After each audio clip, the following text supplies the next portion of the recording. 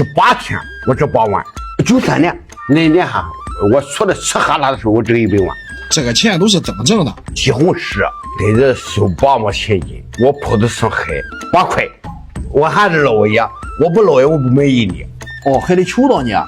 还求，哎呦，这花嘞，你挂的这个1000斤，我不卖。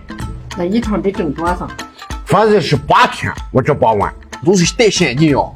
线上直播最多我能出14万现金嘛。贩蔬菜贩了多少年？贩了17年。贩什么蔬菜最挣钱？对，我收那个胡萝卜5毛钱一斤，我上海发7块，我那一趟挣40万。